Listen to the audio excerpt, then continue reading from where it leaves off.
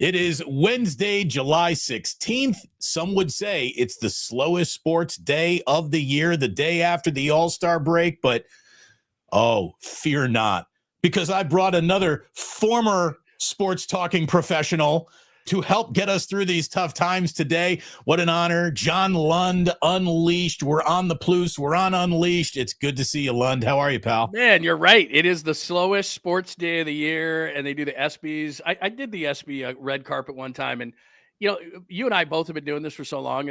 I didn't mind talking to athletes, whatever. I just remember it was Tyra Banks, and it was like I didn't know what to say. Like, I'm bad with women anyway, and so it's like the athletes one after the other, whatever.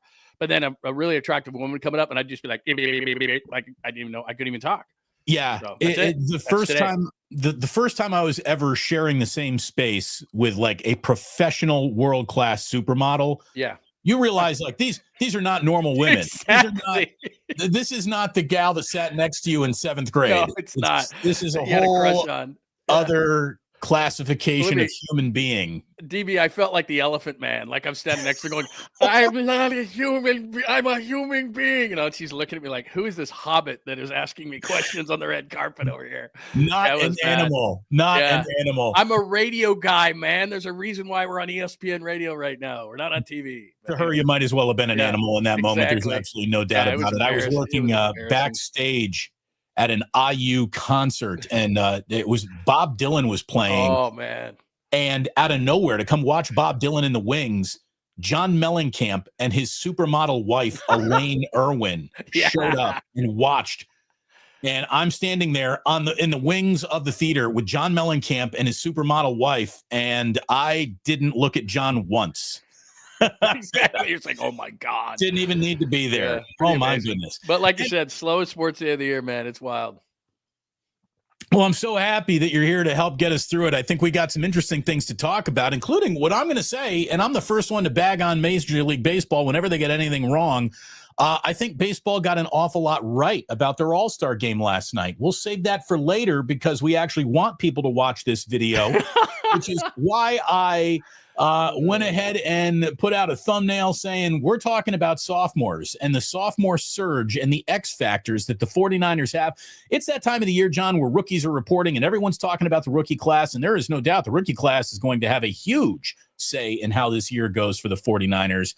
But I think that there are three guys specifically, there's more than three, but three guys who are the biggest X factors on this team in terms of the type of year that they're about to have. And if all three click, sky's the limit. If some guys don't click, things get harder along the way. And I want to start with a name I don't even have to tell you about. I know you're already thinking about him, Ricky Pearsall. Ricky Pearsall, 31 catches, 400 yards, 3 touchdowns, 1 gunshot wound, and a very, very hard to interpret rookie season from Ricky Pearsall. Can you imagine, just for a minute though, John, this guy shows up and is actually like a player this year, someone who's flirting with 90 catches, 1,000 yards, double-digit touchdowns. That would change the chemistry of the 49ers instantly. Instantly. Well, you're 100% right. First of all, draft choices are dartboard throws. So if everybody's expecting Mikael Williams, who, for example, the first-round pick out of Georgia, to be awesome right out of the gate, he had the fewest snaps of any edge rusher coming out. So the guy might be really, really good, but he's an edge setter, and that's why Bryce Huff is going to be the pass rusher. But let me go back to what you're talking about. Point is that rookies, hey, man, sometimes there'll be a Dominick Puni, and then sometimes there'll be a Ricky Pearsall. So by the second year, you say, okay, look, we gave you a mulligan. Now you got to be great. And it's kind of like what you're pointing out here. And especially with the Jauan Jennings situation, and now you've got Ayuk, and we don't know. We hear certain things from Mayoko that he could be ready week 1. It could be week 6. Who the heck knows? So you look at Pearsall, and he is directly in the crosshairs because if Pearsall is not what he's supposed to be, which we saw at the end of the year, do a couple things, had a nice game against Tampa, but it does show. I mean, he's a good route runner. He runs low 4.4s. He's got good hands. He's got a great work ethic. He seems to be a good guy, had a great upbringing. Like, all these things seem to be in place for him. But if he doesn't come through, as you point out here, where do they go? I mean, this Jauan Jennings thing is interesting, but if they have an issue with Ayuk, I don't expect much out of Cowing. Again, there's a guy that's a second-year guy, but he's 175 pounds. Jordan Watkins looks great and running around in shorts. you've got to have a true number one wide receiver. And if Ricky Pearsall can't live up to expectations, what do? Go get Amari Cooper? Well, and that's the thing. I think the plan is to pretend that Jauan Jennings can fill that role, and how much they're actually pretending and fooling themselves there. Like, I'm a big Jauan Jennings guy. I hope that they take care of him. I think that they should. I think that this is his one leverage play he's ever going to have in his entire career. Might as well use it. The Niners need him as much as he needs them right now, and there won't be many years where he walks onto a football team where that's true, right? So I don't blame him. I wish, though, that this didn't happen publicly, that he could have just walked into the front office and said, hey, guys, can you guarantee me some stuff for next year? We all know what's going on here. We know how important I am this year. We know what I did for you last year. And we know that I'm absolutely, open kimono exposed beyond this season. So, take care of your boy. I'm not asking for. I love the kimono. Yeah, I'm not asking for lucrative, ridiculous franchise-altering money here. You telling me if they extend him for $10.5 million next year, bringing him to around 18 over the next 2, he wouldn't be thrilled with that? Yeah, and again, we'll get back to Pearsall and, of course, your second-year guys, because I think it's a great point. But as far as Jauan Jennings, and I agree with everything you just said there, but the other side of it is, from a 49ers perspective, I think this is what they're balling around the big mahogany table that they're talking about with Jauan Jennings is, okay, we got pushed around by Purdy, I get it, or Kittle, or Warner, or Bosa, or, whatever. The superstar players that we have to keep, a year ago, Trent Williams, or Christian McCaffrey wants a few more bucks. I get it. But once you start paying that, when all things considered, and he's using his leverage, which is smart, but he's maybe a number 2. If Pearsall's anything, maybe he's a number 3. I really like Jauan Jennings. He's a great culture fit, great blocker, all those different things. But if we start getting pushed around by guys who are not superstars, right? And I just signed into a deal last year, then everybody's going to do this to me. And the biggest problem with teams, I think, in all of professional sports is paying good players great. When you get in the habit of paying good players great, your team sucks, because now you've taken all that money in every single sport and you're paying good players. The Giants have done that through times. The Warriors have done that through times, where all of a sudden, hey, no problem paying your superstars, but if you pay good players great, then your salary structure is going to get screwed up. So I agree with everything you said, but from a 49ers perspective, it's like, damn. And here's the other thing. No hold-ins. Like, we're going to if you're going to put the screws to us, we're going to do them to you. So when you hold out, you get fined. I don't want another Brandon Ayuk thing where it's hold in. He's giving knuckles to somebody. He's going on a podcast. You stay away. We fine you $50,000 a day. And now we've got a standoff where maybe something gets done here, but we're not doing hold-ins again this year. And the thing was, Ayuk was fishing in a pond where $50,000 didn't mean nearly as much to him as the pond that, Jauan Jennings is got his entire yacht in, and he doesn't have a yacht. He's got a flat bottom Bassmaster.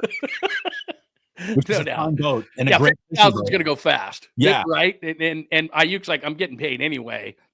So, I mean, look, they want him back. I understand that. They are a little, from what I understand, they're a little bit taken aback by this. Like, it's like, man, dude, I get it. You've got us over a barrel. We're stuck at the position. But did you have to do this? Like, could you have done it around the draft? Could you have done it here or done it there? Well, here we are. Done it not online. Could we have a little discretion? Can we just, the opening salvo being a public declaration of war is just a wrong way to start negotiations for anyone, any level. And it seems to be pretty much how things are done around the world these days on Twitter. That's where it happens. Yeah, the only thing he's got to do now is take all his 49ers stuff off his Instagram, and then we'll have a full blown, right now we're fully. Now we're in it. Look, I think they'll come to an agreement. You hit it on the head. I mean, they're not going to give him 4 years and $80 million or something right now, but I think it'll be a situation kind of like McCaffrey last year. It's like, okay, we'll give you a few more bucks, we'll guarantee a few more things, but we can't go out and give you a full blown huge deal here, because then every single guy is going to come to us and say, hey, I had a good year too. And I know we just did a deal, but how about giving me a deal? You're a good player, not a great player. We're going to be hit in the leverage way by the great players on our team, but we can't be done. It can't be done that way for good players. Great players, we have no choice. Good players, okay, we got to find a middle ground here. John, I've been saying this for 3 weeks, and I've been wrong 21 days in a row now.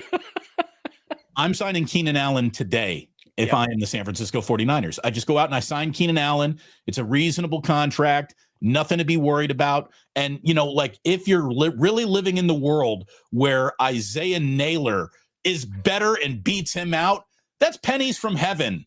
Right. Cut Keenan Allen at that point if you have to. Walk away from the money if you have the better player. But right now you don't have the better player.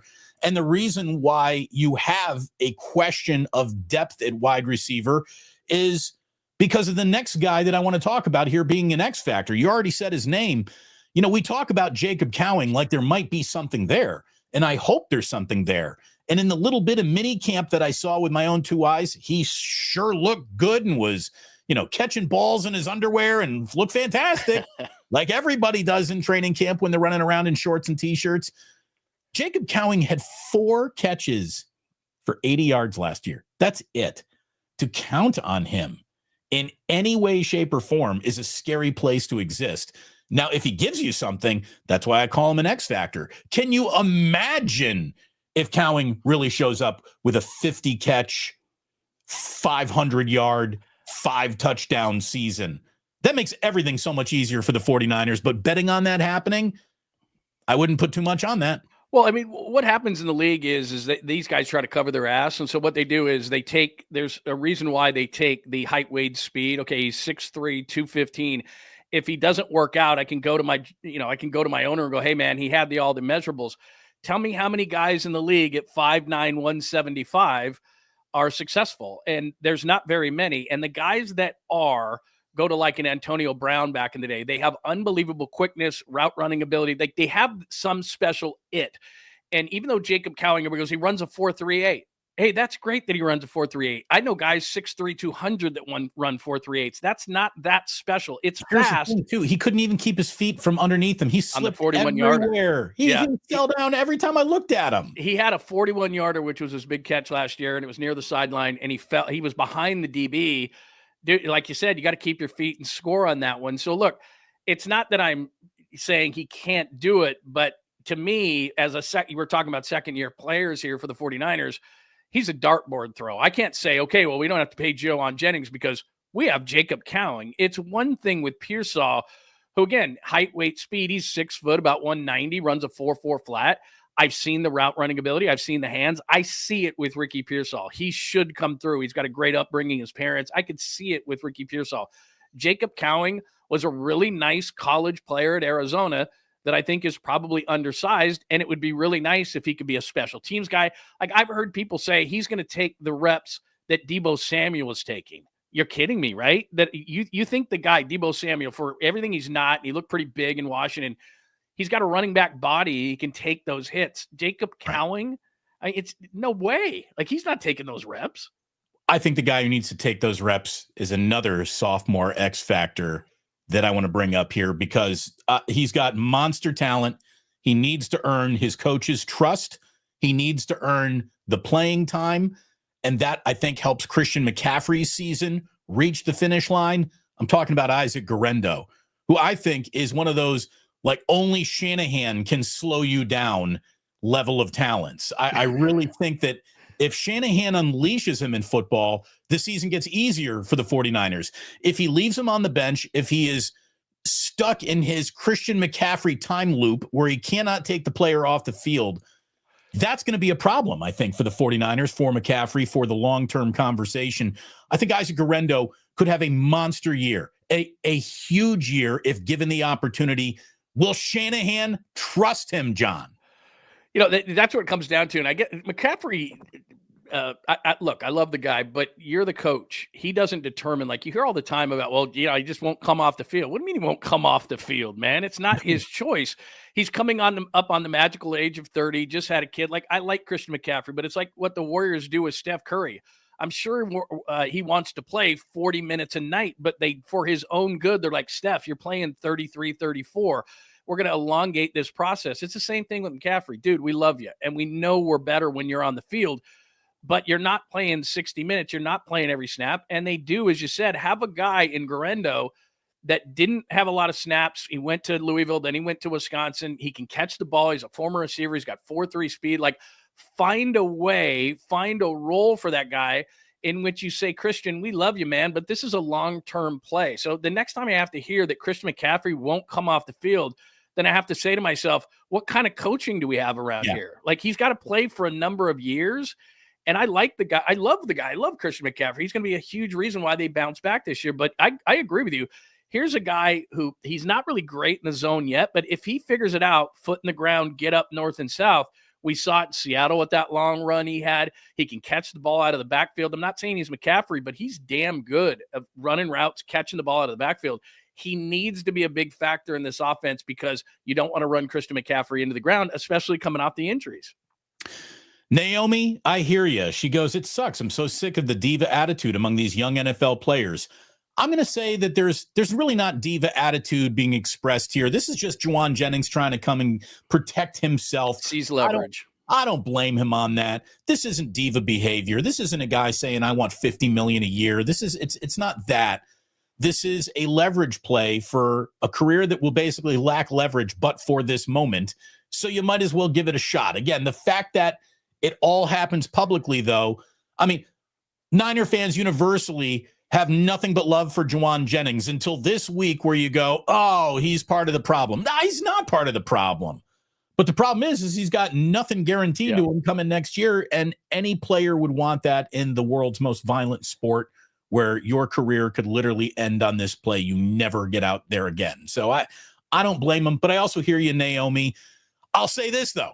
What is happening with Alfred Collins and what is happening with Jauan Jennings is not Ayuk, is not Kittle, is not Debo, is not Trent Williams, is not what are you going to pay Brock Purdy? This is an ABC after school special compared to that level of drama that the 49ers were in a couple of years ago.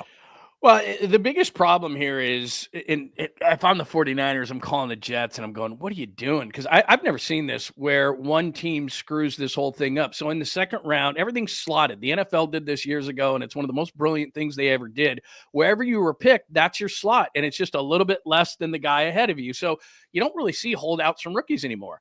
But what the New York Jets did was Jaden Higgins, a really nice receiver out of Iowa State, signs a fully guaranteed contract. He was picked at the top of the second round.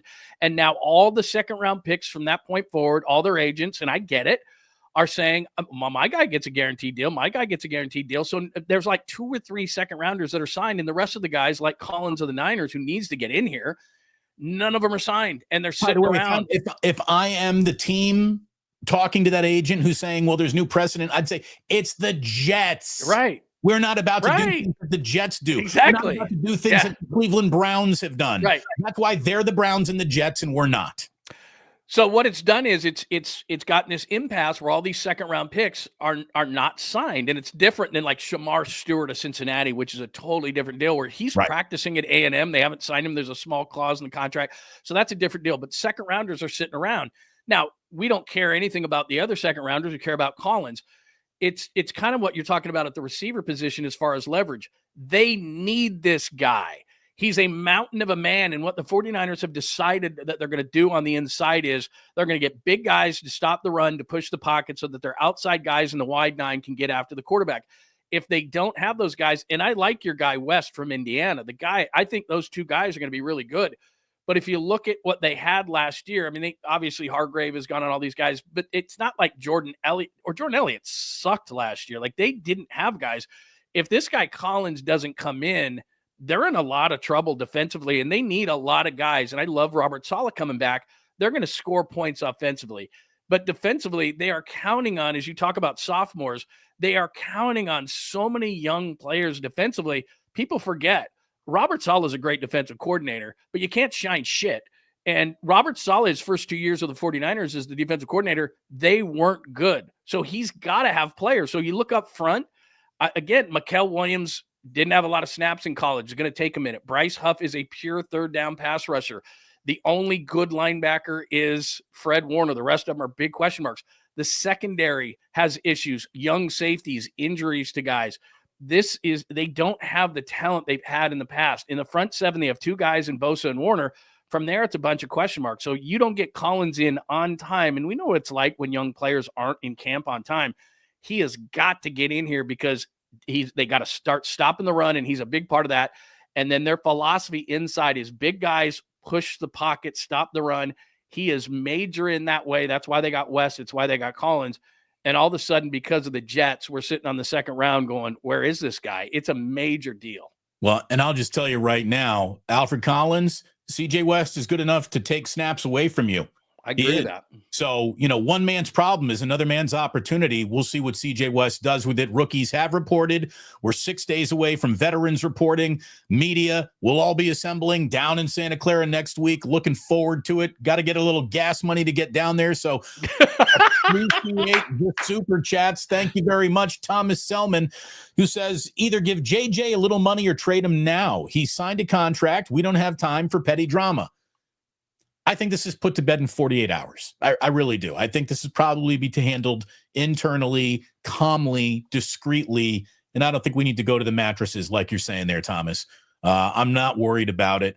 I don't think he's going to be traded. I don't think something dramatic is about to happen. I don't think that he's going to be packaged with Ayuk for Terry McLaurin or something like that. Although I will say the Terry McLaurin situation, I thought would be a bunch of toothpaste that they would figure out how to put back in the tube. That has not happened. There is an I want out player in DC, so we'll see what happens there. It's great to have you all here today. Thank you. If you're watching over on John Lund Unleashed, please give us a like and a subscribe over here. Everyone who's watching over here on the Plus, when you are done today, go like and subscribe to John Lund Unleashed.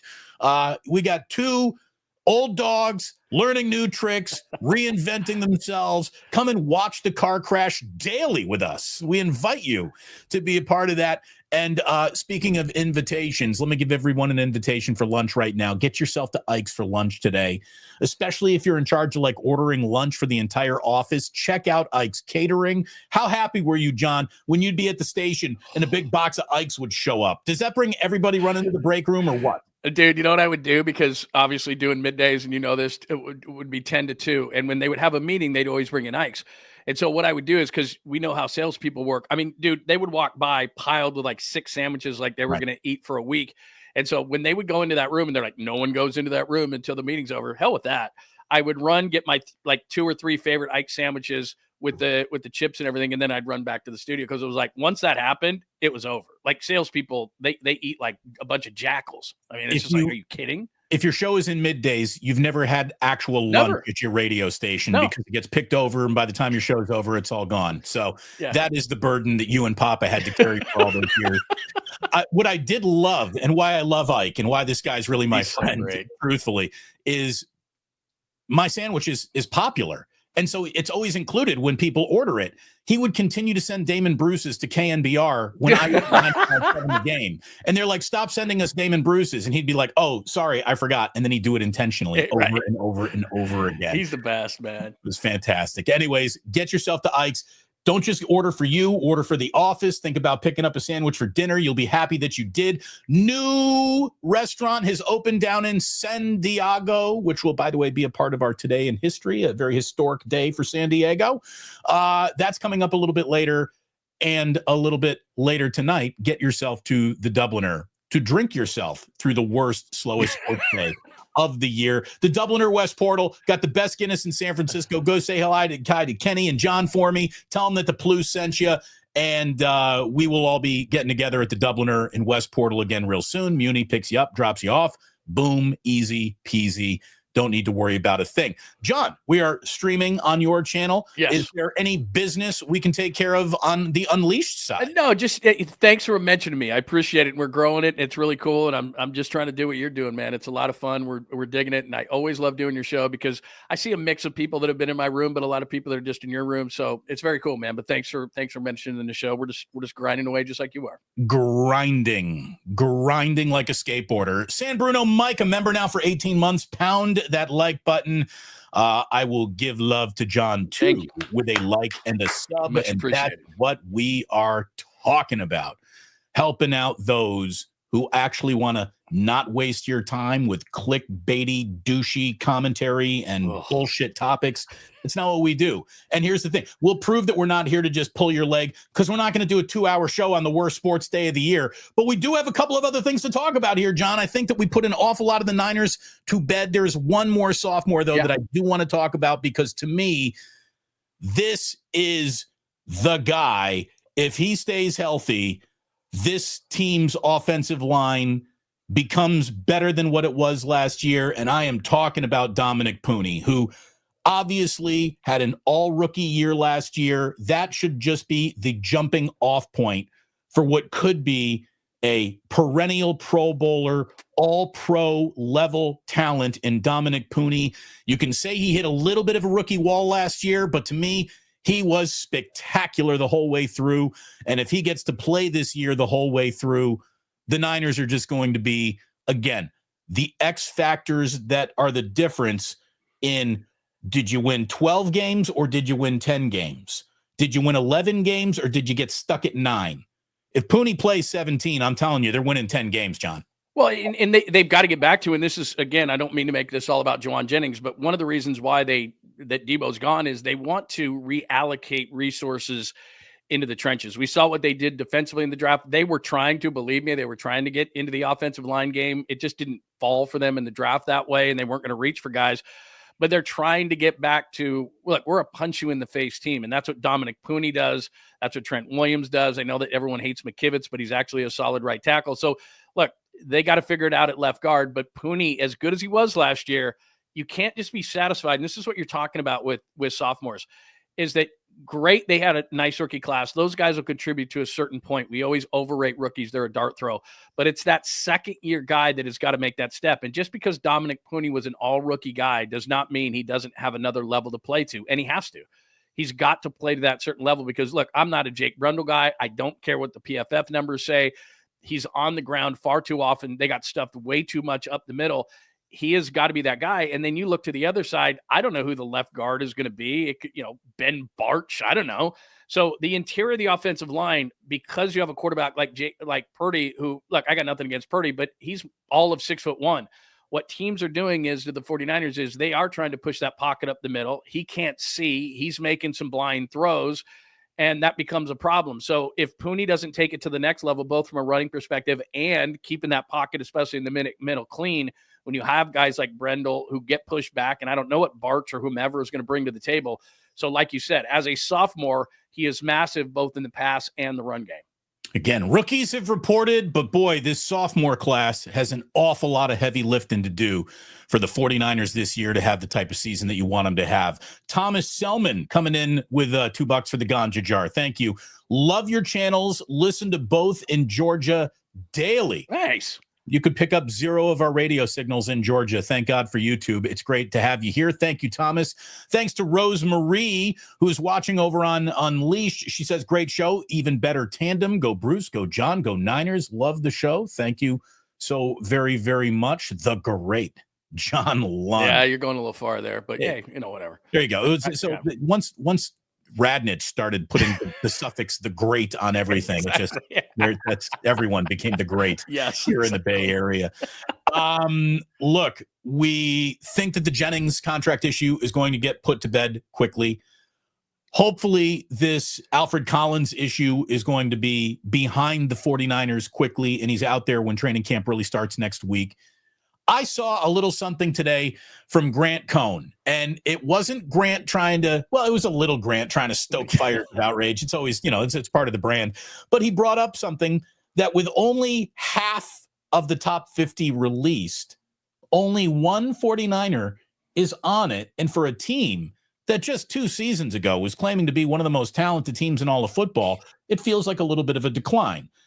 Fred Warner is the only 49ers player who ranks in Pro Football Focus's top 50 NFL players heading into the 2025 season. He comes in at number 24. They've released the half of their top 50, or a little bit more of it. 1 through 20 will be released a little bit later. And I'm thinking, okay, so Fred Warner's on the list. Of course he is. He should be, probably even underrated at 24, if you don't mind me saying. Kittle's got to be on the list. No doubt. Bosa has to be on the list. And I would think that Christian McCaffrey was going to be on the list. Anyone else? Is there anyone else who might appear in the top 20? Now, I do not. Trent Williams, right? Trent Williams. Maybe not. At his age, maybe not. I mean, because we were looking at ESPN. At his age, maybe that's not. true. But ESPN's doing those things because there's that like 2-3 week window where we're kind of like, what, the NFL does such a great job, but now everyone's doing their lists now, which is, right before training camp, they do that. But you're right. Trent Williams, I think in that list fell to like 3 or 4. McCaffrey, who it's because of the injuries. McCaffrey, what it was last year, what Barkley is this year. So, I mean, I think he's going to bounce back, but his point is taken, which is, look, they are really top heavy, and they were really top heavy last year. And that's why they went 6-11, because those guys who were so good the year before either got hurt or when they're effective. When Williams, look, we just talked about Dominick Puni. He's huge. But if Trent Williams isn't at left tackle, this is a below average offensive line, and you're trying to punch people in the face and run the ball and then throw off of that. So that's going to be a major problem. But you're right in that they've got a lot of nice players at the top. But where they are really lacking right now, which is back to your point of sophomore players, is where are those players who decide whether you win or lose games? Okay, these players are great, but you've got to have a level below that. And where is that? Where is that level below the great players on the 49ers? And here's the other thing, depth-wise. Look at the secondary if they lose anybody. Look at if they lost Warner, the linebackers are terrible. If they lost, they just have very little to no depth on this team where you go. And look, a lot of teams are like that at certain positions, but we just talked about Jauan Jennings. Receiver, they're that way. O-line, they're that way. D-line, they're that way. The entire defense are that way. Right. They are top heavy, which means in the top 20, they'll probably have 3 or 4 players. But after that what you're talking about here is where's 50 to 75? Where's 75 to 90? Like, they don't have any of those kind of players. It's like they've killed their own middle class. They don't. That's exactly right. They don't have a middle class. They have a lower class, which hopefully goes into the middle class, and they have a high class, but they really don't have those players who are, again, your glue players on a team. They lack that. Right. We've either got Atherton gated community livers, or we got people living on the outskirts of garlic fields in Gilroy. We need a little something. We need some Los Gatos. I was wondering how you were gonna manipulate that. That was a nice job, because I'm thinking, is he gonna alienate somebody? Is he gonna say like, but you did that perfectly. Very well done by you. I'm just here to win over the people, John. You know me. Konnichiwa, Damon and John. Joji, so great to see you, man. So great to see so many regular names, some new names, some names that have come over from John's channel that are watching today. It's wonderful to have you all here. It really, really is. And boy, do I have exciting news for those who know that it's, we're coming out of summer here. I guess springtime is officially gone now. I think there's always some romance in the air when you go back to school, go back to college, go back to, to find a little romance on campus. Well, move over Travis Kelce and Taylor Swift, because the NFL, John, has a new power couple that is deeply in love. Are you ready to hear about these? Yes. Happy young people? You're not going to believe who they are. First of all, it's a 49er you've never even heard of. San Francisco 49er offensive lineman just released the fact that he is dating Drew Moss. By the way, Drew Moss is the rookie undrafted out of Colorado State. He is in a relationship with Maya Lesnar, whose father is former WWE star Brock Lesnar. Drew Moss, who's 22, revealed that he found his love of his life, Maya, who's 23. They both went public on Instagram and said that's his forever wedding date. Oh, these two. The couple, both Colorado State alumni, they wore matching black ensembles for the wedding. In other words, he was in a tux, she was in a black dress. This is a woman who kind of looks like Brock Lesnar a little bit. Yes, she does. She has a nickname that is the Beast Incarnate, and her other nickname is the Conqueror. So, look at it this way. I don't know how Drew Moss is getting ready for the season, but when you're dating a girl whose nickname is the Beast Incarnate, maybe you have a little bit of a workout partner there. She is a champion level shot putter, #1 in the country at the women's indoor NCAA shot put. She's the champ. She threw the shot put 18.53 meters in March of 2004. That'll keep your ass coming home loyal at night. We got Brock Lesnar's daughter dating an undrafted 49er offensive lineman. Does this improve the 49ers offensive line depth in one move alone, John? I might sign her. I saw this morning, and I had to look this dude up. I'm like, because I'm not Larry Krueger.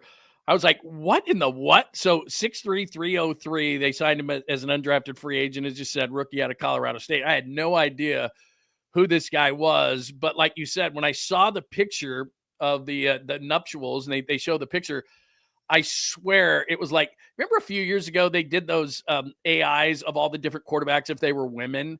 Yes. And it was like, Aaron Rodgers and Tom Brady looked pretty good, and Joe Burrow, and they had all these different guys as women. That's what that looked like. It was like if Brock Lesnar had been AI'd into a woman, that's what it looked like. Hey, to each their own. I'm not making fun of anything. I'm just saying she looks a lot like Brock Lesnar. It's Brock Lesnar with a long blonde wig. Exactly. That's exactly what it looked like. Like if she put her hair up. And I looked up, because I have nothing better to do in my life, her shot putting and doing all that kind of stuff. She is badass. Like she's the Dom. 100%. Like he's just like, yes, ma'am. Yes, ma'am. Like she is serious. Goes on it. She's the Dom. There you go. She's totally the Dom. Joe is right on the money. Here's the thing. You want all your offensive linemen to be tops unless they're dating Lesnar's daughter, in which case you get a pass. Exactly. That's the first thing that went through my mind is like, that is Brock Lesnar AI woman. Like that's I had a buddy of mine who threw shot put at Indiana, and in your entire life, if you could not be hit with a right hook by somebody, you do not want to be hit with this guy's right hook. He got his arm around so fast. His nickname was Ox. This guy, of course it was. This guy could throw things from under his chin across a parking lot like you wouldn't believe. And he was the ultimate don't pick a fight with that guy. Right. And I'm guessing Brock Lesnar's daughter is just like my friend Ox. And this is right too here, oi. He says preemptively sign their firstborn immediately. Oh yeah, that kid is going to be like superstar. By the way, speaking of take some stock in that child, Christian McCaffrey and his former Miss Universe wife just gave birth to their kid. That kid is either going to be very handsome, very beautiful, much of an athlete, no matter what. I don't even know if it was a boy or a girl that they had, but bet on that kid being successful. You're right. I can't remember. I thought it was a boy, but now I'm not so sure. But you're right. Ed McCaffrey, Max McCaffrey, Luke McCaffrey, Christian McCaffrey. I mean, his mom was an athlete, right? At Stanford. I mean, it's gotta be. I mean, this kid's going to be very attractive. There's no doubt, but gotta be an athlete. I mean, are you kidding me? Like you said, you give a scholarship already. Like sight unseen. We'll give him preferred walk-on treatment right now. Yeah. I mean, he's a preferred walk-on at the age of zygote. So congratulations to that kid, wherever he is at this point in time. John, how often have we said something like this out loud in our lives? Boy, Major League Baseball really got that right. We don't say that very much. Never. We don't say that very much. From the automated strike zone that when used, I think 3 times, overturned bad calls all 3 times. They were close. They were right on the edge, but that automated strike zone is the future of the strike zone. There's no doubt. There's no going back once you see that thing work. What that tells you too, players know the zone. Pitchers right away were like, that's a strike, or batter right away is like, that's not a strike. Like they know the zone. The most annoying thing, and I love Mike Krukow, it's not against him. It's just the most annoying thing of any Giants broadcast, and there are a few things to choose from, is when Mike Krukow goes through and tells me what the umpire is. He's a high ball guy. He's a low ball guy. He's got a strike zone that breathes. Fuck that. It's not open to interpretation. Right. So don't, that's why it's coming. And like you said, maybe they don't want to do robo-umps. I understand that, but they have to do this immediately. And I think it should be, you get one, and if you win, then you get a second. Because I don't want to see this 50 times during the game, and I want it to be strategically placed. It's late in the game. It's a 3-2 count. Nah, that wasn't, you got to be smart with it, because I don't want to see it a million times. But as you just pointed out, last night, Derek Skubal right out of the gate gets one. Diaz gets one against Arozarena. Like, key points during a game and key points in a bat. Look, it's the backbone of the game, balls and strikes. You got to get them right. It's always good for sports talk hosts to have a little controversy after the game. It makes shows more interesting. But in the terms of just getting it right, that's really what the priority is. Not to make the post-game show spicy. You want to get the call right on the field. Now, I'm the type of person who would be very comfortable with getting replay all the way out of baseball. Here's the thing. You can't just be a little pregnant. You either have it or get it out. So pick what you're going to do and then do it fully. Commit to the bit. So I think baseball has this implemented by the beginning of next season. I wouldn't be surprised, John, because they're not going to change the regular season coming out of the All-Star break. Right. But maybe it is implemented for the postseason this year. I can see that. Yeah, I wouldn't be surprised. And you know what it's kind of like when you were saying this, it's just popped through my mind is years ago, and I don't know that it's ever going to be done, but Belichick went to the NFL meetings and said during one off season, look, let's just make everything reviewable, but you can't have a million of them. You just, you get one, then you get another one. So it's very limited in what you can challenge. But one of the things, as you just pointed out, that I really hate is, well, that's not challengeable. But wait a minute, if I can do a replay on it and I can see that the call was wrong, then why can't I replay it? So replay any damn thing you want. It's just you can't do it a million times. I think it should be you get one. If you win that one, then you get another one. That's just the way it should work. And if, by the way, and Tolbert has always said this, if it's more than 60 seconds, then it's got to stay. Like there's a point of, and the only thing that bothered me about last night is I had seen it done in the minors. And by the time it was challenged, by the time the pitcher caught the ball, it was already back. It was 3 to 5 seconds. Last night, I counted on the first one with Tarek Skubal. It was 17 seconds. Now, that might not sound like a lot, but it is.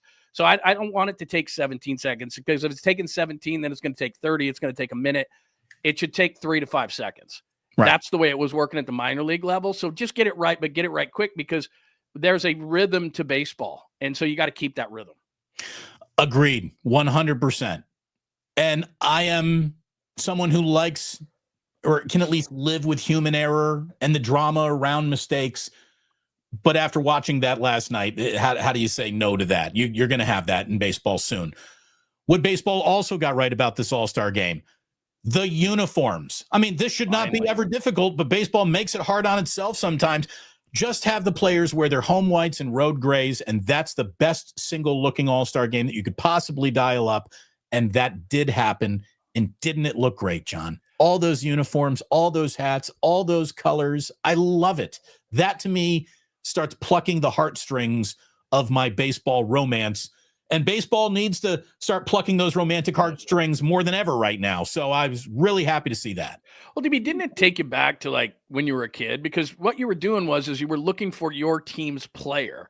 Maybe you're having a terrible season, but you had that one player that was your guy, and then you watched him the entire game. Well, it's a lot different when he's wearing some stupid jersey that's not going to sell anyway.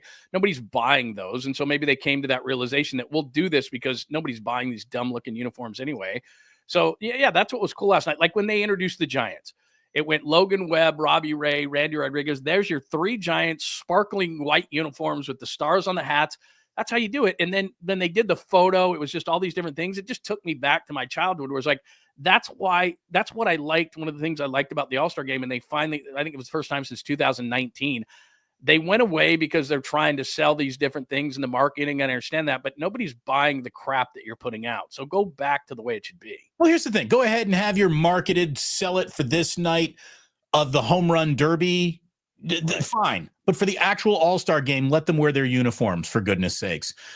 We will talk about the swing off in just a second. I got mixed feelings about the swing off. There's something that it got right. I think there's something that it got wrong. Chef A says, so cool with the player chats. The Clayton Kershaw. Oh my God. That's awesome. Was so cool. And the fact that he was open and talking to Smoltz during the pitches as he's actually throwing them. Like, I don't have a cut fastball, Smoltz. You know that. Yeah, what was he? I'm not John Smoltz guy, but that's beside the point. I think Smoltz was putting him on, Yeah. and it was fantastic. It was a great moment for Kershaw, for the game. Now, I'm not saying that players could be mic'd up as their starting pitchers, right? But an interesting, got a personality on him, mic'd up corner outfielder.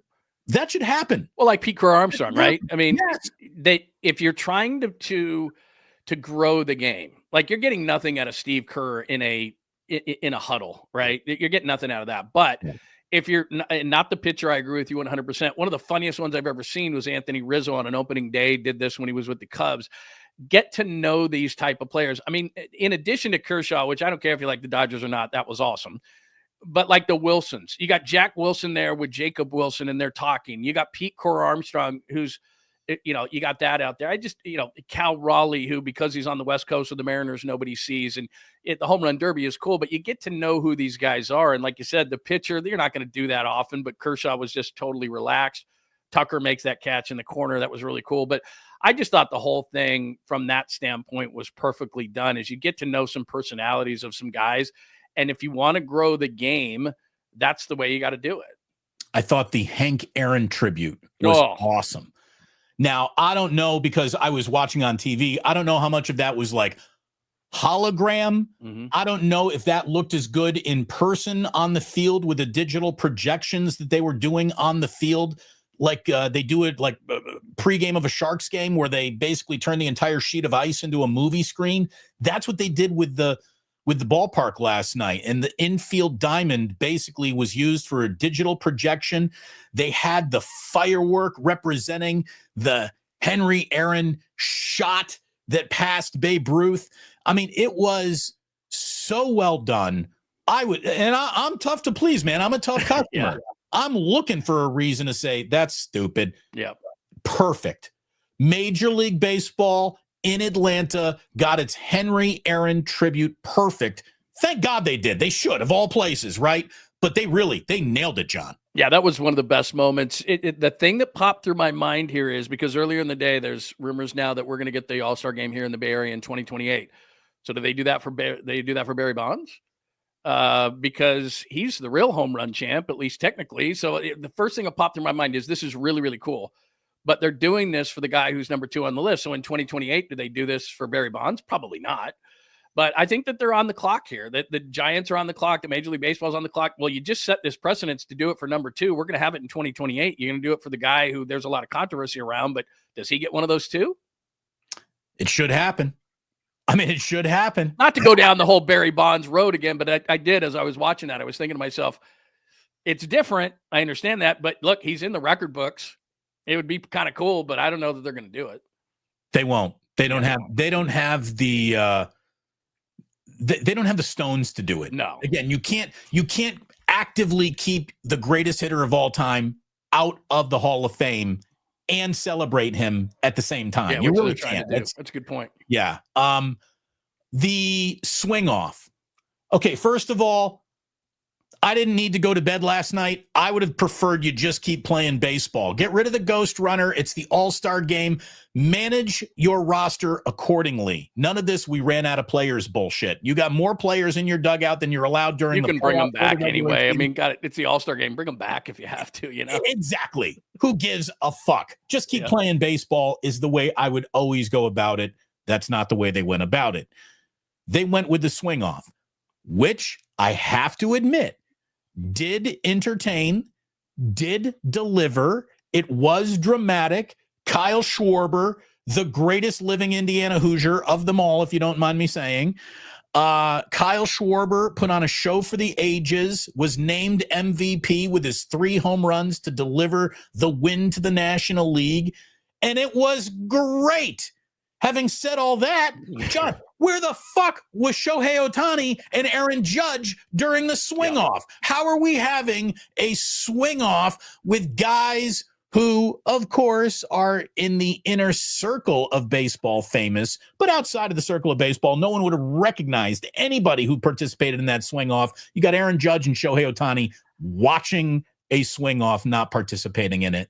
Yeah, that's a big time miss. And it's a bigger picture to me, which is for all these All-Star games and everything. Look, we pay you so much money. We're getting to the point in the NBA where it's, SGA just signed a deal that's nearly $1 million a game. So for that, all we're asking is when we have these big showcases events that you participate. So the home run derby, you're in. The dunk contest, you're in. If we ask you to be in, you're in. If you're injured, I get it. But all we're doing, the fans get one game.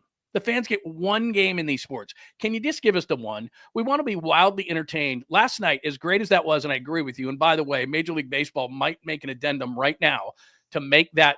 I hate the ghost runner. They may throw that away, play the 10th inning, the 11th inning, we're having a home run off. I don't know. Maybe I'm crazy, but they probably will do that because they loved it so much and they love sudden death and all those things. But point being, what I would have loved to have seen last night, as great as I think it was, is Ohtani versus Judge. That's all I want. Like when they do this in Major League Baseball, and they're going to, I don't need 3 guys from each team like it's a shootout in hockey. I just need 1 guy each. Give me your best home run hitter. Whoever hits the most wins, 3 swings, whatever. But could you imagine the level that it could have rose to as good as it was if it was just, I don't want 3-on-3. I want Judge versus Ohtani. It was perfect. The ratings would have spiked through the roof. It would have been amazing, and it would have taken it, which was really good, to really great. Right. So you're telling me you got RoboCop, but he's not in the lineup? Right, exactly. I mean, come on. What are we doing here? What are we doing? Put RoboCop in the lineup. He's selling tickets for goodness sakes. Well, and I hate that whole thing of it's going to screw up my swing. Shut up. I'm paying you ungodly amounts of money, and I'm asking for one thing for the fans, one game for the fans. And so what I want is I want Ohtani to swing home runs. I want Judge to swing home runs. I want whomever I want in the dunk contest, not Max McClung. I don't want Mac McClung in the dunk. I want the superstar players to be in everything. I love Steph Curry. He wasn't in the 3-point contest in San Francisco last year. Like, what are we doing here? What's that? Well, I mean, come on. You did have Buddy Hield, though. So enjoy that. But, just give me one game. Don't bitch about who I vote in. Have all the great players play. I thought, like you said, they nailed about everything you could nail across the board as far as an all-star game is concerned. Let's have the proper perspective when we go into one of these things. It's not going to be intensity of a World Series. But as far as an all-star game, they pretty much nailed everything, and you really can't complain. But you had Ohtani on one side and Judge on the other, and you went, nah, let's go Brent Rooker. No offense. Brent Rooker had a couple of homers, was robbed kind of in the home run derby, but man, are you kidding me? You had LA versus New York, you had Ohtani versus Judge, and you went, we're good. The reason why the Giants are actually interesting this year is because of their pitching. They send 3 pitchers to the All-Star game, and in grand Giant tradition, one of their pitchers is right in the middle of an All-Star collapse. It is, from Rick Russell getting blown off the mound to Logan Webb last year to Rodriguez this year. It feels like a Giants pitcher always gives up a crooked number in an All-Star game. And sure enough, that happened this year. But the crooked numbers that anyone cares about are those that need to start belonging to Rafael Devers as we get ready for a second half, which starts in earnest on Friday, John. Are you betting on Devers to figure it out and right the ship, or do you think he is a 200-ish hitter and a disappointment the rest of the way through? I think he'll be okay, but I mean, these injuries, the back or any kind of thing that's going on, look, he's got to play first base. He's got to, because first base has been a dumpster fire there. They could probably use a second baseman. The problem becomes not only what Devers does in his health, but, it was like, okay, the staff looks pretty good. Now it's like 3 through 5. I'm not sure. They lose Eric Miller in the bullpen. Now they need a lefty arm. You look across okay, you got Adames and he's playing a lot better, but they still have guys, a guy like Jung-Hoo Lee. It's like, look, we can bitch and moan about Mike Yastrzemski all the time, but Jung-Hoo Lee's been a bust. I mean, can we just say that Jung-Hoo Lee, great. I like the guy. I like the hats. I like the chance. He sucked for the most part as a Giant. He had like a 6-week run of that was good and nothing since. Yeah. So look, they should be good enough offensively. Give Buster Posey a ton of credit. But the key to the second half, in addition to who has to step up, is Buster Posey being able to go to the powers that be with the power of the wallet and say, guys, I know you gave me Rafael Devers, and that's great. I need another one. And you could go in a lot of different directions. And in my philosophies, what ifs equal So what if a third starter? What if a left-handed reliever? What if, you could go to a number of different places, first base, second base, right field. As far as hitting is concerned, the Giants all of a sudden have some what ifs, and they're going to be dealing with, we're pretty well set. I think 5 of the 6 are done. The Dodgers are going, the Phillies are going, the Mets are going, the Cubs are going. Are the Brewers going to keep doing what they're doing? Maybe. So that's 5. And now you have the Padres, Giants, and Cardinals. You got 3 teams for one spot, and Buster Posey is going to have to make another move. And the question becomes, do the Giants, who for a minute acted like a major market team, do they act like they're a major market team and add another piece? Can Buster have that kind of impact? We knew Farhan couldn't, but could Buster walk in there again and say, hello, sir, may I have another? Because they need more. They do. And I wonder, are they going to look at Pat Burrell and just say, some of this falls on you at some point here, Pat? This is a lineup that is married to bad at bats for months at a time. And when are you going to get someone a little bit better than Pat Burrell in here to help right the ship? Or is it just going to be Buster's got his buddy in there, and that's not what I don't think that's what the job is. By the way, Paul says, too long talking about baseball, in my opinion. Love the show, though. I agree with you, Paul. I really do. Thank you very much. You say it all the time. Yeah, no, it's, you can get about 10 minutes of baseball in, and then you start losing people's attention. We did have an All-Star game that just happened last night, something that had never happened in baseball history. So we focused on that for a little on the Giants, but now it's time to move on. There's no doubt about it. Good to see you live again, DB. What a combo, you guys. That's from Jonas, who's over in Flurgen-Jurgenland out there in Finland. Oh, that's beautiful. Cheers, Jonas. Great to see you as always, brother. Thank you so much for being here. We got a fire emoji, which means we're doing a good job. So let me move on. And I agree. No more baseball on the slowest sports day of the year. Leave it to the NBA to give us an actual headline to talk about. Saw that Bradley Beal has agreed to a buyout with the Suns. He's going to join the Clippers. It's a 2-year, $11 million deal with a player option, which means he's going to be a free agent at the end of this season. The Clippers have added Beal to Leonard and Harden. They add Brook Lopez. They traded for Norman Powell to the Miami Heat in the 3-team deal. They brought in John Collins. The Clippers have done some things. They've had a more interesting offseason than the Warriors, that's for sure. But they're still the Clippers, and Bradley Beal doesn't equal winning, and neither does James Harden, and neither does Kawhi Leonard anymore. And I'm declaring the Clippers the single limpest 48-win basketball team you'll ever see in your life right now. But, what they added is exactly what I said. John Collins is a guy who gets empty numbers. Beal gets empty numbers. Harden gets empty numbers. Like, I get it. I understand what they're trying to do. But if you look at the top of the Western Conference, and it's the same thing that I think about the Warriors are sitting back and they're saying, look, if it's not Giannis, we'll just try to keep the decks cleared a little bit and see if Giannis changes his mind and wants out of Milwaukee. And if so, then we'll be in a position potentially because these other teams are moving. They had Al Horford or DeAnthony Melton or something. Oh, so what? I mean, you're not beating Oklahoma City. You're not beating Houston. The Clippers are just rearranging deck chairs on the Titanic. They're not going anywhere. You're still in the 5-6 spot. So that's great. I always love it when a player who completely was terrible in Phoenix all of a sudden I'm reading these articles this morning of like Bradley Beal makes him a contender. Wait a minute. He was an anchor to the Suns, and all of a sudden he goes to the Clippers and he's going to be a major player. I don't see it. Yeah, it's the false prophet promised that never really actually delivers. And again, Kevin Durant, by the way, officially fits that bill now too.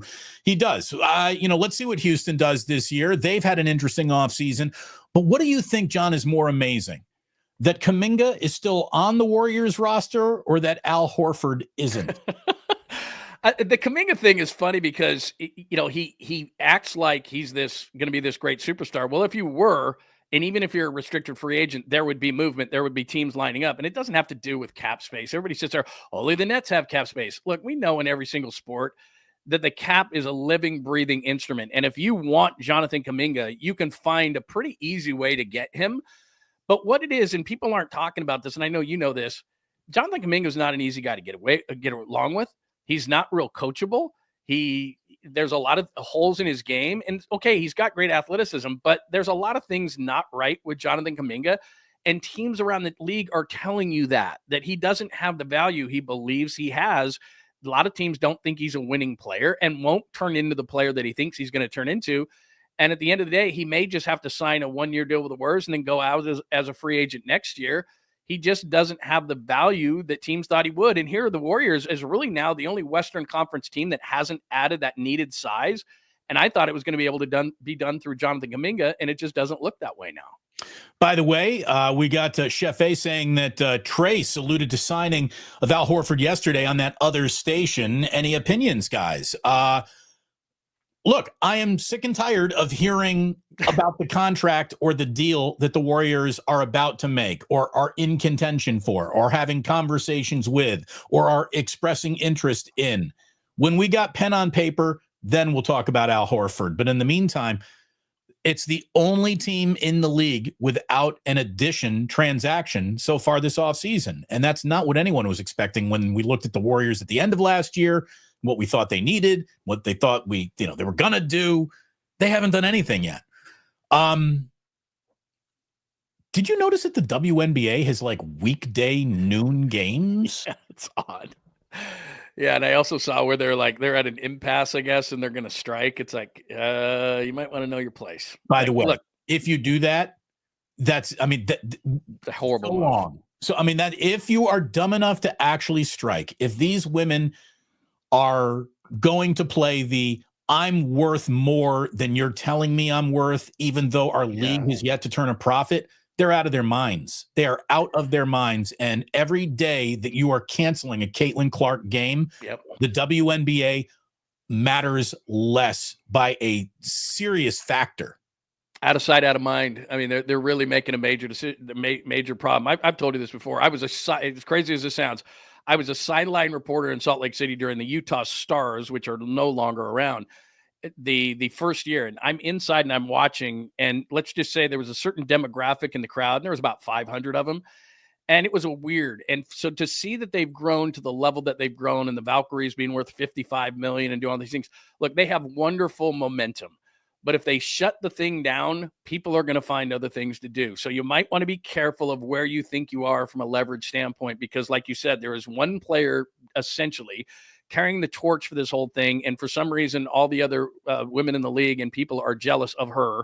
I don't get it. They're on a really slippery slope, because if you go out of sight, you will be out of mind, and it's going to be difficult to get that momentum back. Here's the deal. You can't get a new CBA that pays you more until you're a mature enough, fun enough league to have one of your players get the nickname the Big Dumper and not complain about it. Well, bro, think about this. The NBA was on the verge until Magic and Larry came around, and that was in 1979, 1980, and the NBA started in, 1947?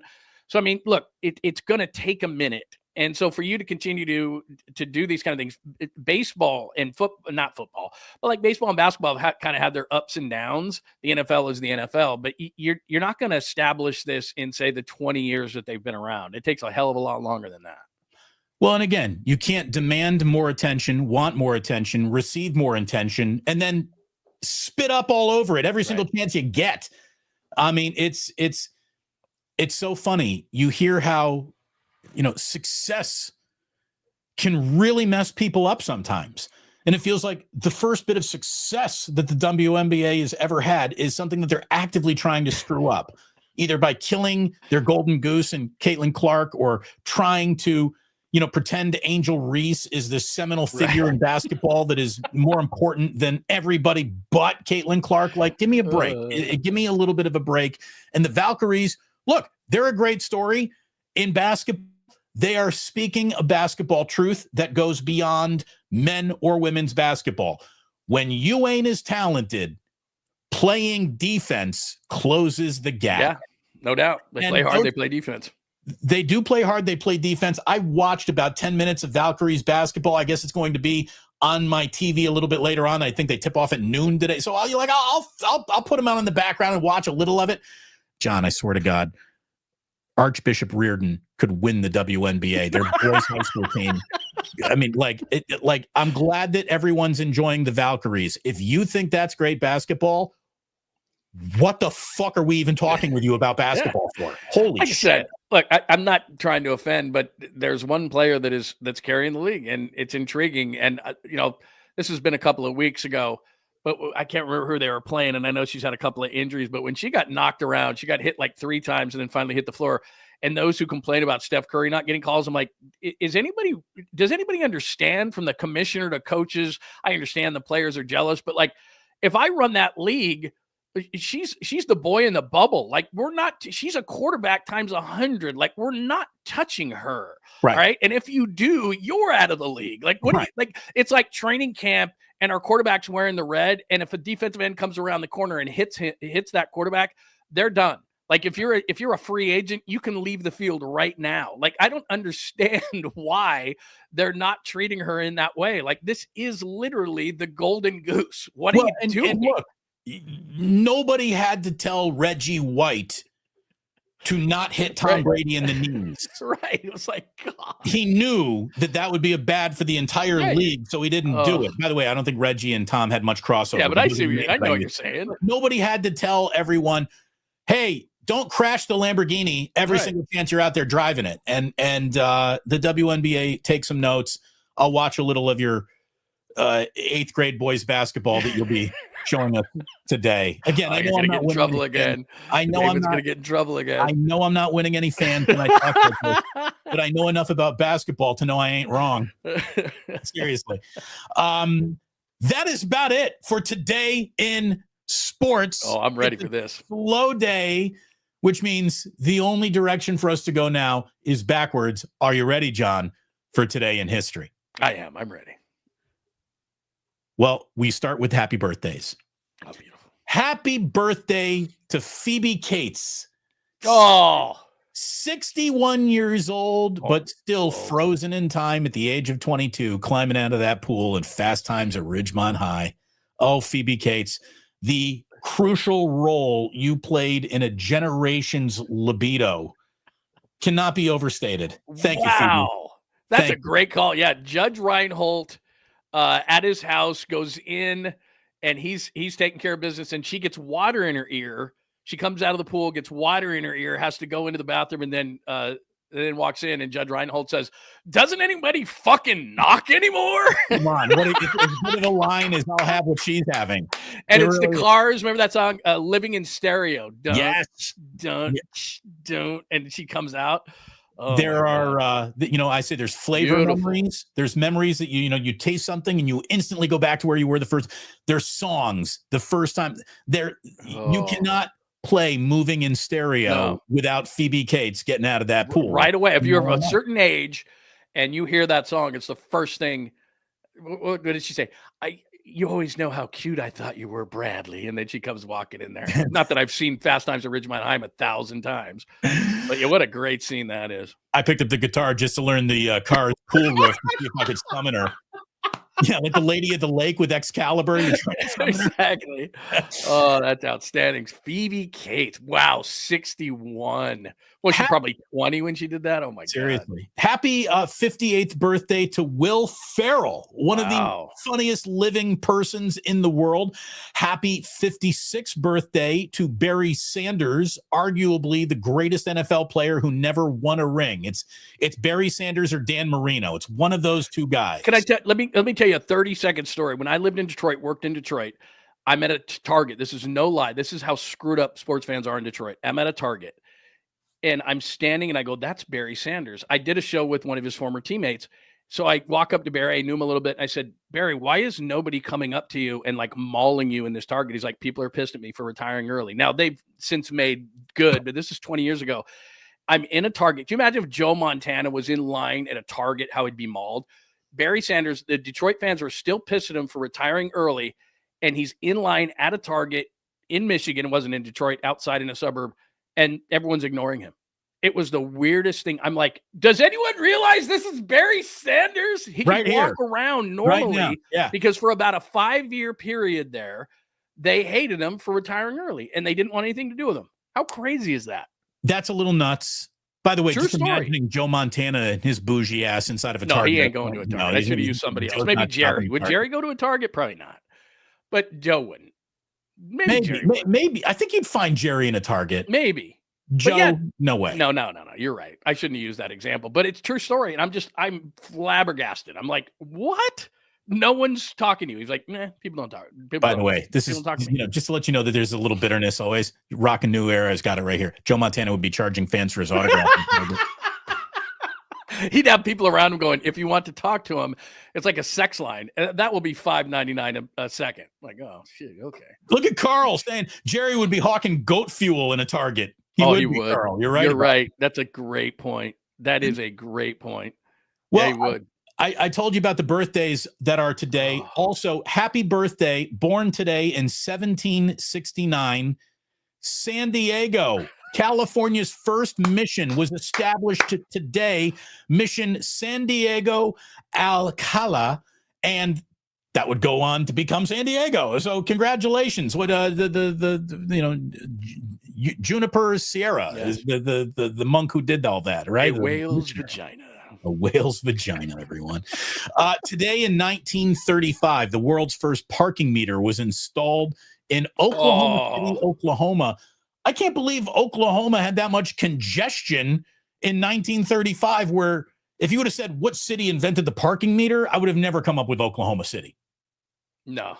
Wow. God, do I hate those. What are they, 7 days a week in San Francisco now? They used to get a break. Now you don't. You still get Sundays, I think, but you better look at it this way. Check that meter because that's not universal. Yeah. You come back to your car, it's broken into, and you got a ticket. It's wonderful. Parking is intentionally confusing in San Francisco. There's no doubt about it. They're trying to take money out of your pocket. Speaking of San Francisco, one of our greatest sons ever in 1941 today set the major league record for most consecutive games with a hit. Today in 41, Joe DiMaggio got his 56th straight game with a hit. Which has to be followed by, is anybody going to break that record? And the answer is no. There's just way too much media, too much pressure. Yeah, couldn't happen. I remember when Rose had the 44 and it was crazy. 56? No chance. No, none. Who was it? There was, I can't remember who it was, but it was some second baseman who had, he had just passed Roger Hornsby's consecutive games as a second baseman with a hit. Right. And they asked him about it. And he's like, who's Rogers Hornsby? I know you love that. Yeah. And now I can't even remember who said that. So me making fun of not knowing your history. Well, I can't remember who actually said that. That's due to drinking. That's not your fault. It's just, drink. Exactly. Right, that's it. You're right. By the way, I need to join you for a bottom of the pint. Oh, I know. We need to thank you for that. That was so fun the other night. I was watching you last Friday night. I was watching a little bit of the show that you were doing. It was a Friday, I think, afternoon. Fun. Yeah, it was. I woke up Saturday like, oh my God, because I made the dumb choice. We got to continue on with what we're talking about here, but I made the dumb choice of, it's an 8-7 or 9-8 or whatever that game was, but I'm chugging beers. But then I thought, hey, here's a good idea. Let's go get the Jack Fire. So I go to my garage freezer and get a bottle of Jack Fire. And it was so stupid. And then I'm even more dumb than that because I don't bring a shot glass. And so I start taking plugs straight out of the bottle. By the time we got off the air, I was like, I was gassed. I was like, all I can tell you is that I left. I was there for the threatening to go grab that bottle for a portion of the program. That was a bad choice, San Diego. Speaking of San Diego, milk was a bad choice. Milk was a terrible choice. It was bad. I should not have done that. John, you ever read The Catcher in the Rye? Oh, sure, of course. I think I was required reading, right, at some point. Sure was. Came out today in 1951. J.D. Salinger's sensitive, rebellious Holden Caulfield officially became part of the American iconography today in 1951. That is a book that every young man should read. It's, you start thinking about things like, could I order a hooker and just is that available to me at the end of the 15? Wait a minute. Absolutely. Yeah, required reading. 100%. Good stuff. And by the way, it was so salacious. Right now, again, it's a Netflix children's special compared to what it was in 1951. Yeah. Today in 1969, Apollo 11 lifted off from Kennedy Space Center in Florida, and 4 days later, small steps for man, but giant leaps for all mankind were being taken as Neil Armstrong, Buzz Aldrin became the first men to ever walk on the moon. But the journey started today in 1969. It would take 4 days to reach the moon. Wow. Can you imagine back in that day too, where it's like, I don't know what we're doing. We're going to the moon. It's like, what? Plus, knowing what they know now, and like you said, Buzz Aldrin and all that, but Neil Armstrong was the first one. Like, they would have fought each other. Knowing history, they'd be like, no, I'm going to be the first. I'll knock you out. Because Neil Armstrong, you hear the rest of them, it's like, oh, yeah, those other guys, like, he got the first one. It's like, they should have fought each other. Like, no, you're not getting out first. They like flip a coin? Yeah. How do they determine that? I don't know. But Neil Armstrong was smart enough to go, I'm getting out first. I'm going to be the one. And then, of course, he got there, and there was a parking meter waiting for him. People in Oklahoma screwed things up all those years ago. You think you're going to park here? You got nothing coming. Let's see. Today in 1999, John F. Kennedy Jr. died in that plane crash off of Martha's Vineyard. And all I can tell you is that the Kennedys historically have not lived long lives. I remember we used to summer a little bit in Craigsville Beach in Cape Cod, which is right underneath Martha's Vineyard, right underneath the Kennedy compound. And I was I was steeped in early Kennedy lore in my early childhood and life. I've always been a Kennedy file. So yeah, John today in 1999, man, no Kennedy made it long. No, they ain't around here very long. That's for sure. I can't believe it's been that long. Wow. That's crazy. Today in 2004, Chicago opened Millennium Park and the Bean. Have you ever seen the Bean, John? No, I don't think I have, but I have been there. Big metal looking kidney bean that has thousands of people around it all the time. I know what you're talking about. Yes, I know. And taking pictures. Yes. And just so you know, outside of Chase Center, on the waterfront side of Chase Center, they installed that art installation with the mirrors and the circles and that thing. They were hoping that would be San Francisco's Bean. I don't know if it quite has established or reached Bean credibility or folklore, but it is a weird little mirrored thing that they do have set up in front of Chase Center. It's kind of cool, but it ain't the Bean. No, it ain't the Bean. That's right. When you mentioned it, I'm like, of course, the Bean. Yeah, of course. Yeah, absolutely.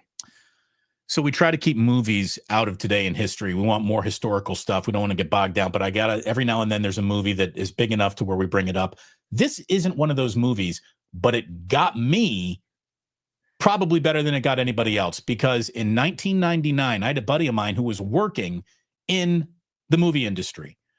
He sent me a VHS tape in a manila envelope, John, that just had a Post-it on it that said, "Watch me." Oh, that's scary. So I thought, oh my God, what's this going to be, right? I put it in, and it was the Blair Witch Project. Oh, man, that was controversial when that came out. Before anyone had heard of it, before anyone had known that this is, like they're trying to create. I thought the fucking thing was real, John. I thought it was real. Like the Blair Witch Project worked on me probably better than anybody, because it was given to me under the guise of, this is real. Look at this. What is this? And then I called my friend immediately, and he's like, yeah, that's a new movie that's coming out like in 3 months. I'm like, what the fuck, dude? What did I just watch? Is this real? Is that? So I don't know if the Blair Witch Project was even that good of a movie, but oh my God, did it work on me because of the way it was delivered to me. Oh, that's an amazing story, because like you said, even when you went and watched it, it tripped you out, let alone if you got a tape like that. That's amazing. Right. Like the Blair Witch Project loses a little bit of its mystery when you're buying popcorn sitting in a movie theater. Exactly. And it was still trippy. The thing about that is nowadays, and you hear all these actors and producers and all of a sudden say all this kind of stuff, is they wouldn't do that nowadays. It's just too risky. Everybody wants to do sequels and things they know, and it's going to be perfect, and it's got to be all the studios. I like the Seth Rogen thing. He just did the studio, which was hilarious. But it's like all that kind of stuff. They don't do stuff like that anymore, because whoa, that's way too risky. We're not doing that. We're not going to do those kind of camera angles and all that kind of stuff. When I told John that we would be wrapping up with Today in History, there's only one thing that he brought up of historical note that he wanted us to celebrate. And that is the fact that today is National Hot Dog Day. Yeah. You got to love a hot dog. The hot dogs in the month of July, I believe they sell 1 billion hot dogs in the month of July, around the 4th of July. And then the hot dog, unless you're at a baseball game, kind of goes away. A great hot dog is worth celebrating. Well, you're a big Chicago guy. I mean, when we go back there, my dad's from Chicago, and when we used to go back there, there was only two things. He had a favorite pizza joint, deep dish pizza, and we had to go legit. Which was his preferred deep dish? I know it. I'm trying to think of it. It was in his neighborhood where he grew up. It wasn't one of the major ones. I'm trying to think of the damn name. Gino's East? No, it wasn't any of those. But when we had to do. I mean, and everybody had the dogs, and that you had to have the Chicago style. It had to be the Vienna beef, and it had to be wrapped with the fries in the wax paper. And that if he didn't do that, then he wouldn't do it. The thing about hot dogs that blow my mind, like there's one by me called Devil Dogs, and it's really, really good. But you hit it right on the head. You go to a game, you don't have a burger, you have a dog, but then you leave there and hot dogs are nowhere to be found. And so there's burger places everywhere. Hot dogs never take off. And the thing that's great about them is, you and I were talking about this, like a really good beef dog, or if you do a hot link or an Italian or a brats or whatever, they're really good. But like, I don't know, for every hamburger joint, 50 hamburger joints, 100 hamburger joints, 500 hamburger joints, there's like one hot dog joint. They've just never taken off outside of sports. It's amazing to me. And look, we've got what Top Dog was a big thing in the Bay Area, but that sort of went away. Right. You got Wiener Schnitzel, that kind of went away. They're hard to find. Right. That's what I mean.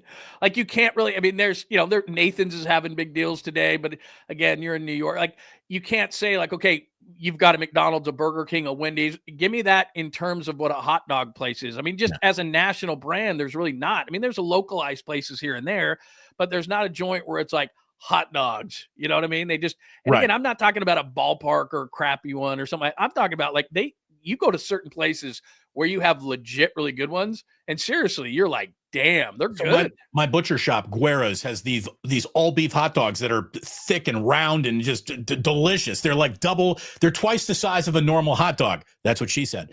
And it's delicious. I mean, like I could give you a steak and then I could serve you a hot dog, and later that night you'd lean over and you'd be like, man, that steak was good. Yeah. Boy, that hot dog was really good. And it is. FSF Indigo says Seattle dogs are my favorite. Seattle dogs are when you just put a little, was it sour cream is on the Seattle dog? Is that part of the Seattle dog? The sour cream?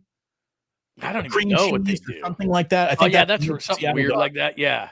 But I mean, everybody has them. Chicago's probably the most well-known in terms of, obviously, Red Hots, Vienna. Yeah, right. And New York's got the carts and everything like that, and they got Nathan's or whatever, different kinds. But like, it's like from a national standpoint, not a localized thing. From a national standpoint, there is no McDonald's when it comes to dogs. And it's like you said, you go into a ballpark, and there are a lot of things you could eat at a Giants game. But it's like, that's what you do. I'm a traditionalist when it comes to it. Like, I'm going to eat a dog. I'm not going to eat a cha-cha bowl or anything. I'm going to eat a dog. But yet, like you said, piece of pizza. Yeah, right. Game, nah, that's not my thing. Yeah. But like, you walk out and that's it. Like, whoever says, like, God, what do you want? What do you want tonight, honey? I want Mexican food or Italian or this or that or sushi. Nobody ever goes, you know what? I'm craving a dog. Like, nobody's thinking that. Like, it never happens. But they are, when you get a really good one or like a variety, like I said, a hot link, an Italian, a brats, whatever. Like, they are damn good, but I don't know. They just haven't taken off. Who needs a better agent, you or me, or the hot dog? The hot dog. I mean, there's no question. But I don't know. It's just our country is, hey, burger and fries, not dog and fries or whatever like that. It's amazing to me. Hey, we want to thank Ike's, who is serving delicious sandwiches, and check out Ike's Burgers. If you are in a location where he's doing burgers, his burgers are amazing as well. We want to thank our friends at the Dubliner West Portal, as always, and we want to thank our friend John Lund for coming on by and helping us slog through, again, what is the worst day in sports in the sports calendar. Thank you, John. It was always fun hanging out with you, man. Always a pleasure, always easy.